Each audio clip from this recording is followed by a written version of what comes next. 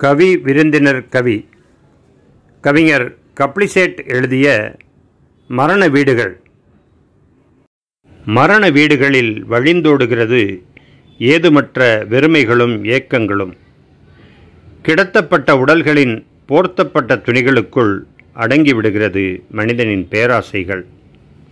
விபத்து, heart attack, தற்கொலை, கொலை, நீண்ட நாள் நோய், எதிர்பாராத திடீர் மரணம், ஏதோ ஒரு பெயர் மரணத்திற்கு.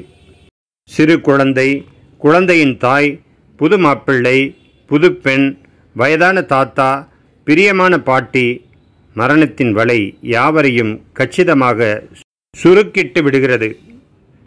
சம்பாதித்த கணவன், பிரியத்திற்குரிய குழந்தை, தன்னை முத்தங்களால் நனைத்த அம்மா, கேட்டதையெல்லாம் வாங்கி கொடுத்த அப்பா திடீரென கிடத்தப்பட்டு அவரின் இருப்பிடம் இல்லாமலாகும்போது எதுவுமே புரிவதில்லை.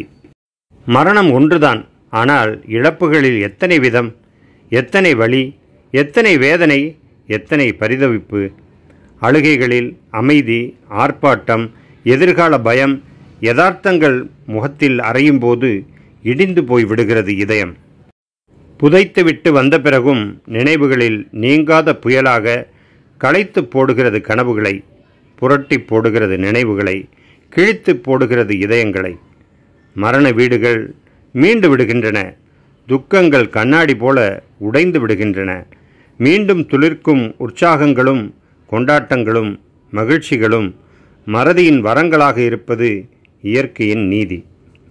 கவிஞர் கப்ளிசேட் அவர்கள் எழுதிய இக்கவிதை சமரசம் 16-30 ஜூன் 2024 இதழில் வெளிவந்துள்ளது. படியுங்கள், பரப்புங்கள். சமரசம் மாதம் இருமுறை. ஆண்டு சந்தா ரூபாய் 550 மட்டுமே. 45 ஆண்டுகளாக தொடர்ந்து வெளிவந்து கொண்டிருக்கக்கூடிய தரமான இதழ் சமரசம் மாதம் இருமுறை.